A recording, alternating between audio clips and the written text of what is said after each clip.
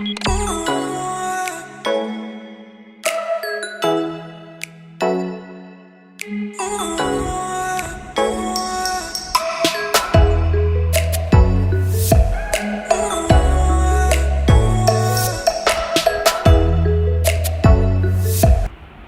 Everyone, welcome again to another video of microbiology.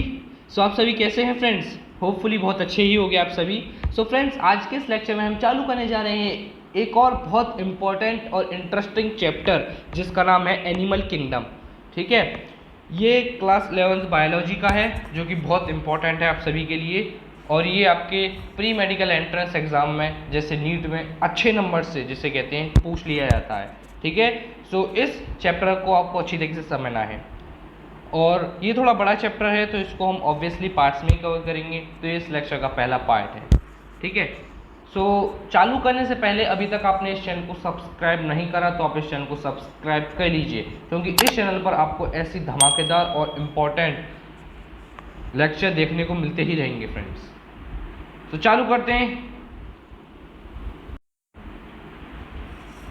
तो सबसे पहले आज अपने गोल देख लेते हैं हम आज के। तो सबसे पहले हम अपने open type circulation, close type circulation समझेंगे, फिर ट्रिप्लोब्लास्टिक ऑर्गेनाइजेशन क्या होता है उसके बारे में समझेंगे, फिर उसके बाद हम क्लासिफिकेशन करेंगे एनिमल्स का अच्छी तरीके से। ठीक है, ओके। तो क्लासिफिकेशन में हम बेसिकली एनिमल्स तो बहुत हैं, लेकिन ये पार्ट 1 है तो इसमें कुछ ही एनिमल्स को हम कवर करेंगे।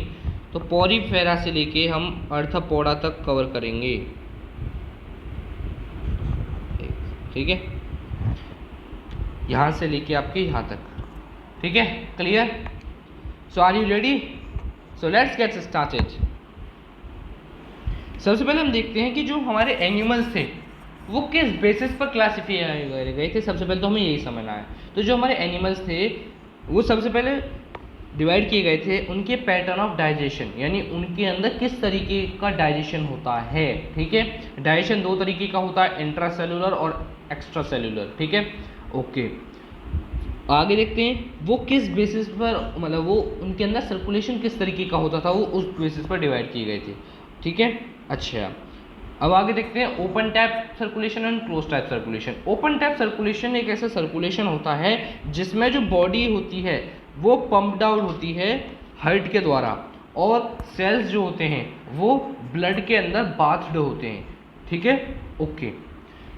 आगे देखते हैं close type circulation. Close type circulation में बेसिकली जो ब्लड होता है वो आपकी किन की हेल्प से, ब्लड वेसल्स की हेल्प से फ्लो होता है। आई होप आपको याद होंगे ब्लड वेसल्स, हमने पढ़े थे बॉडी फ्लूइड एंड सर्कुलेशन वाले चैप्टर में। तो यानी वही आर्टरीज, वीन्स और कैपिलरीज की हेल्प से जब कभी आपका ब्लड सर्कुलेट होगा तो वो होगा आपका क्लोज टाइप सर्कुलेशन। ठीक है, ये आपका बेसिक सा था यहाँ तक। आगे देखते हैं, अब हम देखते हैं डिप्लोब्लास्टिक और ट्रिप्लोब्लास्टिक ऑर्गेनाइजेशन, जो कि बहुत इंपॉर्टेंट है, ध्यान से समझना है इसे। देखिएगा, the animals in which cells are arranged in embryonic, यानी वो एनिमल्स जिनका जो एम्ब्रियन होता है, एम्ब्रियो जो होता है वो 2 लेयर से कवर होता है। जिनका जो एम्ब्रियो होता है 2 लेयर से जो कवर होता है उन्हें हम बोलते हैं क्या, डिप्लोब्लास्टिक एनिमल्स। ठीक है, अब 2 लेयर कौन कौन सी, एक्सटर्नल लेयर को हम बोलते हैं एक्टोडर्म और इंटरनल लेयर को हम बोलते हैं एंडोडर्म। एग्जाम्पल में हम देखेंगे पॉरीफेरा को आगे चल के। ठीक है, देखिएगा, आप देख पा रहे होगे अच्छी तरीके से, ये आपकी एक्टोडर्म हो गई और ये आपकी एंडोडर्म हो गई। और ऐसी कंडीशन में एक और लेयर आती है जिसे हम बोलते हैं क्या, मीजोगिलिया। ठीक है, मीजोगिलिया वो कहाँ होती है, जो रेड वाले हिस्से होते हैं यहाँ पे होती है वो। ठीक है, ओके। आगे देखते हैं ट्रिप्लोब्लास्टिक ऑर्गेनाइजेशन।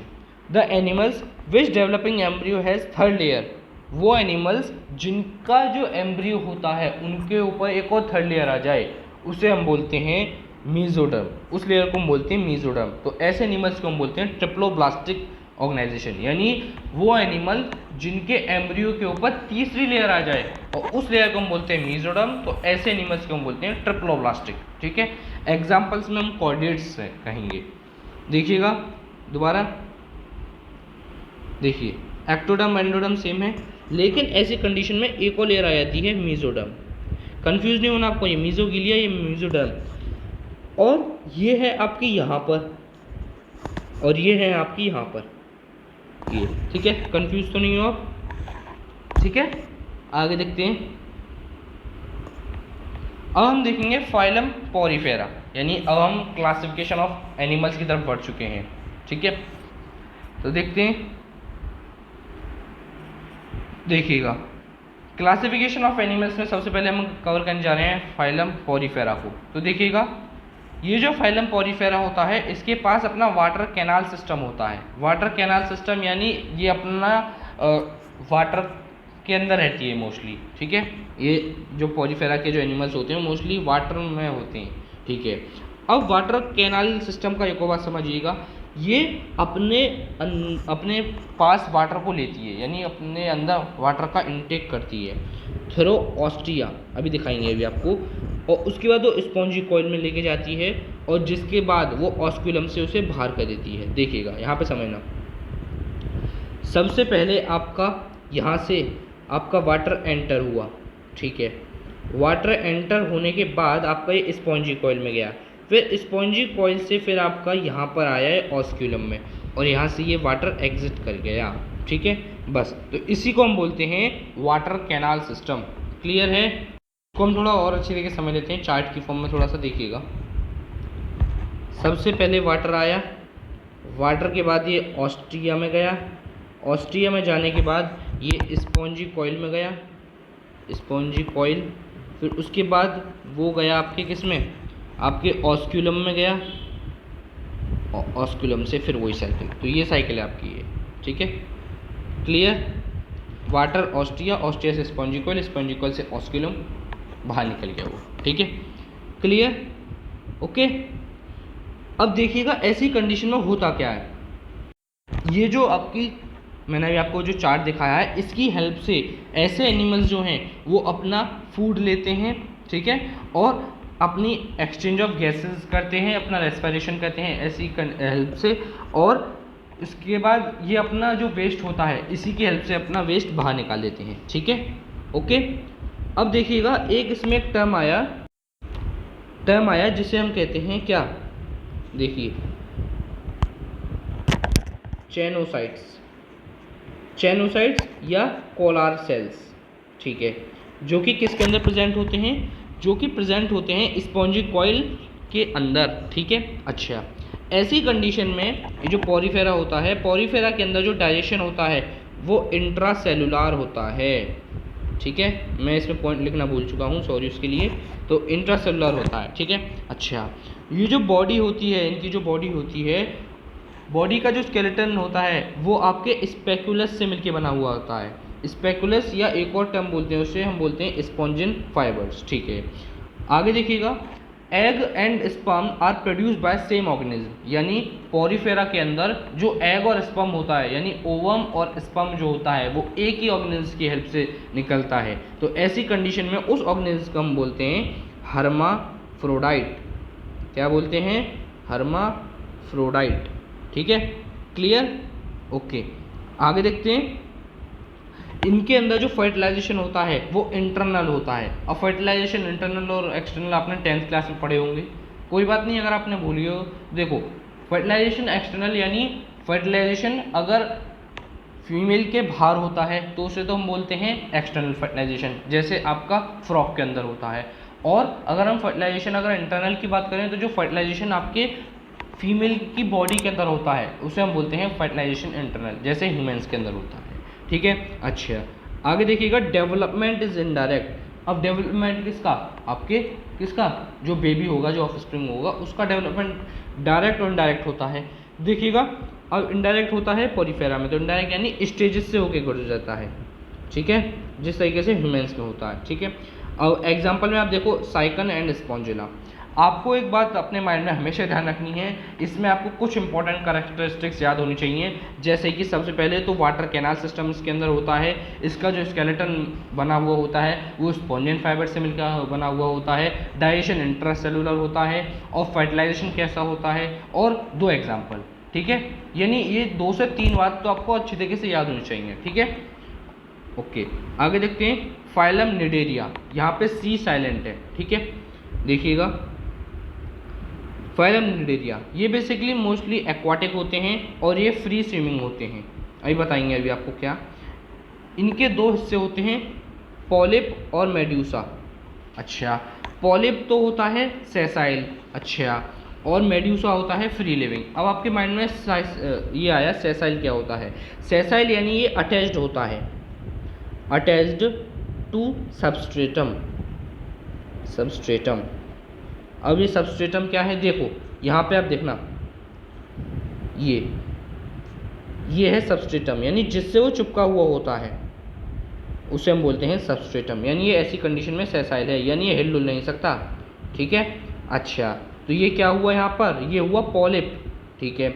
और मेड्यूसा क्या हुआ यहाँ पे, मेड्यूसा हुआ आपका ये ओरेला, ओरेलिया, सॉरी ओरेलिया, ठीक है। अच्छा, एग्जाम्पल्स में आपको याद रखने हैं ओरेलिया और जेलीफिश, ठीक है, क्लियर।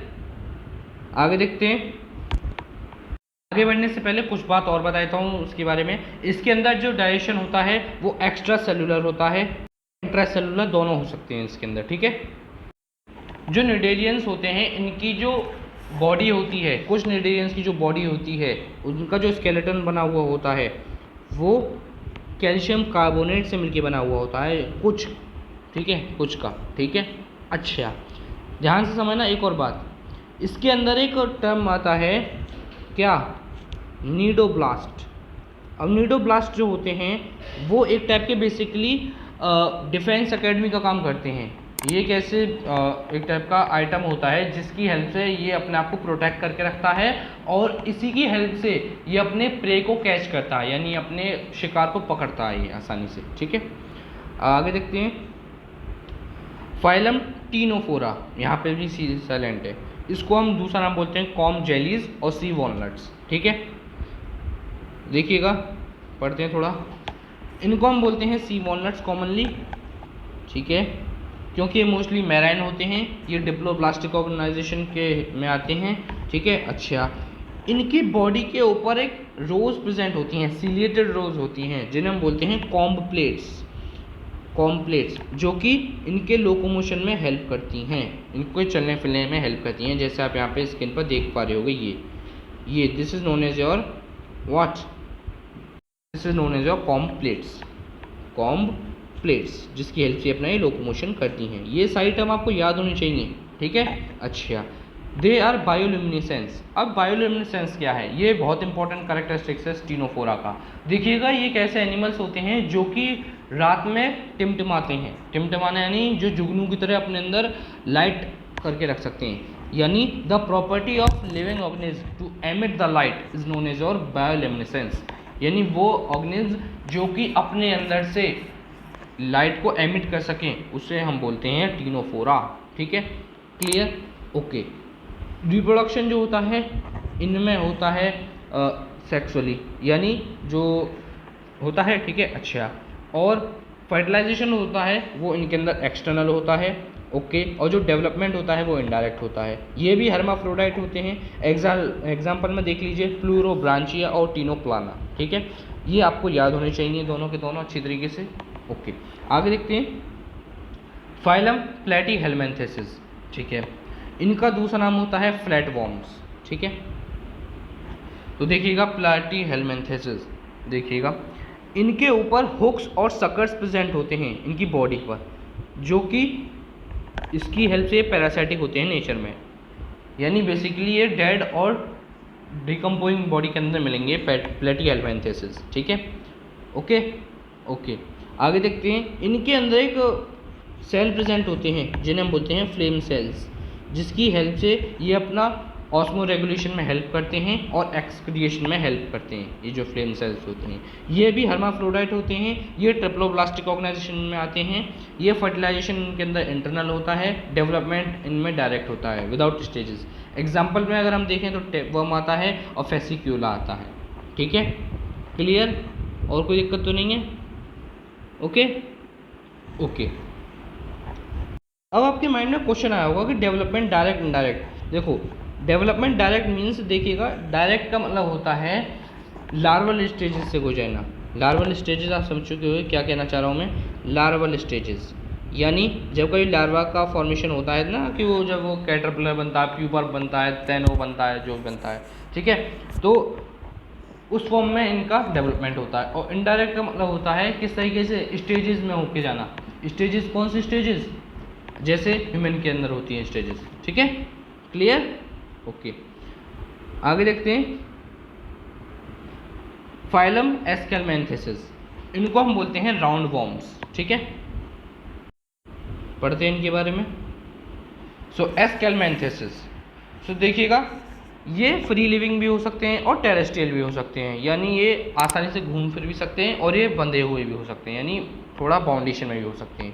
ये डाइशियस होते हैं। डाइशियस मतलब, डाइशियस का मतलब होता है कि इसमें जो फीमेल होगी वो लंबी होगी थोड़ी, और मेल जो होगा वो थोड़ा छोटा होगा। जैसे आप अपने स्क्रीन पर देख पा रहे होगे, ये फीमेल है और ये आपका मेल है, ठीक है, क्लियर, ओके। एग्जाम्पल में एस्केरीज और वुचोरिया हो जाएगा। एलिमेंट्री कैनाल जो होता है वो कंप्लीट होता है। ध्यान से समझना, ये पहला टर्म आया है इस पहले इसमें फाइलम में, यानी दैट मीन्स जो आपका डेवलपमेंट हो रहा है एनिमल्स का वो थोड़ा आगे बढ़ चुका है, यानी वो एलिमेंट्री कैनाल आ चुकी है एस्केलमेंथेसिस के अंदर, अभी तक प्लेटियलमेंथेसिस में नहीं थी, ठीक है। तो देखिएगा एलिमेंट्री कैनाल जो होती है वो कंप्लीट होती है और उनके पास एक मस्कुलर फाइनेक्स भी होता है, ठीक है, ठीक है, फाइनेक्स पता होगा आपको, ब्रीथिंग और एक्सचेंज में हमने पढ़ा था अच्छी तरीके से, ओके। अब हम देखते हैं फाइलम एनिलिडा, देखते हैं क्या है ये। इनको हम सेगमेंटेड वॉर्म्स भी बोलते हैं। देखिएगा ये मोस्टली एक्वाटिक होते हैं, ओके, और इनके पास अपना एक पैरापोडिया नाम का एक ऑर्गन बोल दो उसे, ऑर्गन होता है जिसकी हेल्प से वो स्विम करते हैं अपना, ठीक है, पैरापोडिया नाम ध्यान रखना, पैरापोडिया।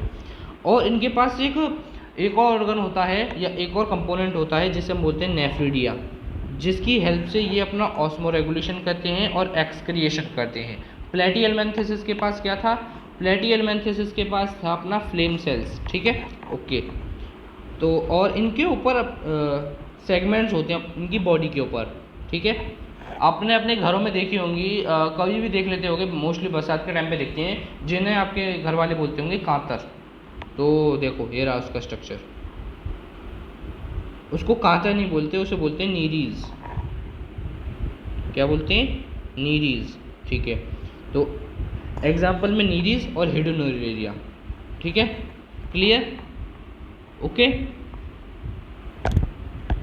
देखिएगा इनमें जो रिप्रोडक्शन होता है वो सेक्सुअली होता है, ठीक है।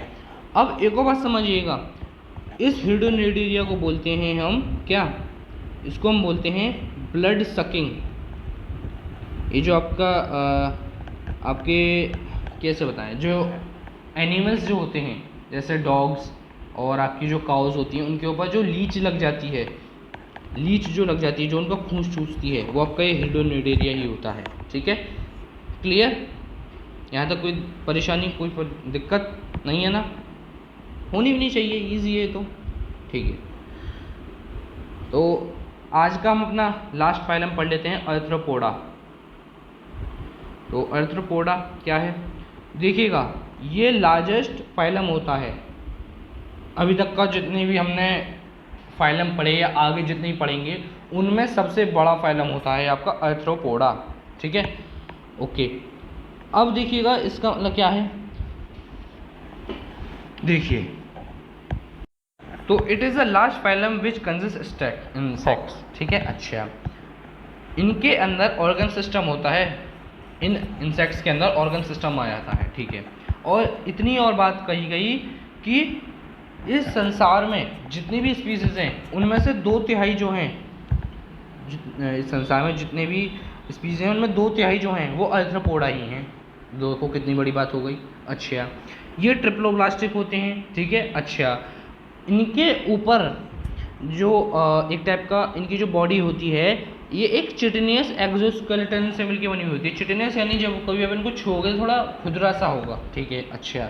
इनकी जो बॉडी होती है, उनके पास अपना हेड, थोरैक्स एब्डोमन और गिल्स होते हैं। यानी देखिएगा डेवलपमेंट हो रहा है, पहले एलिमेंट्री कैनाल था, अब हेड आ चुका है, थोरैक्स आ चुका है, एब्डोमन आ चुका है और इनफैक्ट गिल्स भी आ चुके हैं। ठीक है, इनके पास अपना एक और चीज़ होती है मालफिजन ट्यूब्यूल्स। मालफिजन ट्यूब्यूल्स होता है अपने एक्सक्रिएशन के लिए, और कुछ सेंस ऑर्गन भी होते हैं जैसे एंटीना अपनी बॉडी पे। जैसे आप एग्जांपल में देख लो, ये रहा स्क्रैब जो होता है, ठीक है, स्क्रैब नहीं सॉरी क्या होता है, स्कोरोपोइन, ये रहा। तो ये अच्छा, इसमें ध्यान समझना, इनमें जो फर्टिलाइजेशन होता है मोस्टली इंटरनल होता है। ठीक है, ये ओवीपेरस होते हैं। ओवीपेरस और वीवीपेरस आपको याद होंगे आई होप। ओवीपेरस तो भाई जो एग देते हैं, और जो वीवीपेरस होते हैं वो एग नहीं देते। ठीक है, ओके, आगे देखते हैं। डेवलपमेंट जो होता है वो इनमें डायरेक्ट या इनडायरेक्ट दोनों हो सकते हैं। ये जो आर्थ्रोपोडा जो होते हैं वो हमारे लिए हेल्पफुल भी होते हैं और नुकसानदायक भी होते हैं। जैसे एपीज जो होते हैं, जिन्हें हम हनी बीज बोलते हैं, वो हमें हनी देती है। बॉम्बाइक्स जिसे हम कहते हैं, लिखते रहिएगा इन्हें, बॉम्बाइक्स जिसे हम बोलते हैं सिल्क वॉर्म, वो हमें सिल्क देती है। लेसिफर जिसे हम लैक इंसेक्ट बोलते हैं। ठीक है, ये तो आपके हो गए फ़ायदेमंद। और जो हमें दिक्कत देते हैं, जो हमें परेशान करते हैं, जैसे वेक्टर्स, एनोफेलीज फीमेल मॉस्किटो जो होती है, जो प्लाज्मोडियम जिसके अंदर होता है, वो हमें नुकसान देती है। ठीक है, अच्छा, कूलेक्स जो कि बहुत दिक्कत देता है हमें, और एडीज़ जो बहुत दिक्कत देती हैं। ओके, और जो हमें फॉसिल्स देते हैं जैसे लिमलस जिसे हम बोलते हैं किंग क्रैब, ठीक है, वो हमें फॉसिल्स देते हैं। ठीक है, so friends, by this we have completed the first part of animal kingdom of class 11। Hopefully आपको ये समझ में आया होगा जहाँ तक मैंने आपको समझाया है। ठीक है, तो thank you for watching. Lastly leave a like and समझ में आया हो तो subscribe the channel and press the bell icon for all the notification of the channel. So friends, मिलता हूँ उसके बहुत जल्दी एक अगले पार्ट में। तब तक के लिए be safe, be happy, keep loving, keep supporting friends. Bye bye everyone, bye bye to all. मिलता हूँ बहुत जल्दी, बाय बाय।